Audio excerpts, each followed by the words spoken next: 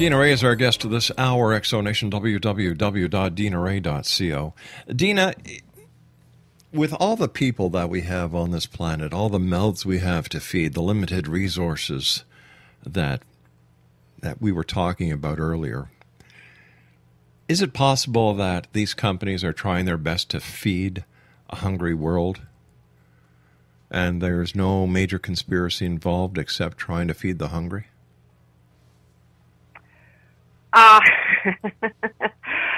Well, that's what they claim, because, again, they're injecting genes to, make, for example, strawberries frost resistant. So a freeze won't, kill a crop of strawberries. Or they're injecting genes to make a salmon, like they call them frankenfish, a salmon weigh, 40 pounds.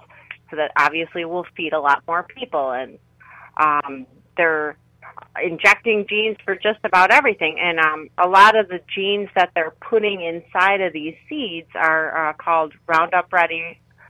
They're Roundup Ready, meaning that they've got a seed in there that you don't have to dump Roundup on the plants anymore. The bug will eat the plant, and their stomach will burst because it's in the DNA of the plant. So the bugs are getting resistant to these plants, and we're getting superbugs. But you're right. That's what they're claiming, that they'll feed more people. But a lot of times their seeds don't work. One of the most saddest examples of this is what's going on in India. We've got in India these poor Indian farmers who wanted to ensure the best crops that they could for the family, and cut a deal with Monsanto. And guess what? The plants, the seeds didn't work. The plants didn't grow, and they went a year without any crops. And did they get their money back? No. Of course they didn't get their money back. And what did what was Monsanto's side of the story? Monsanto's side of the story is there are no guarantees. This is farming, and maybe you didn't water correctly, maybe you didn't do this, maybe blah blah blah blah blah.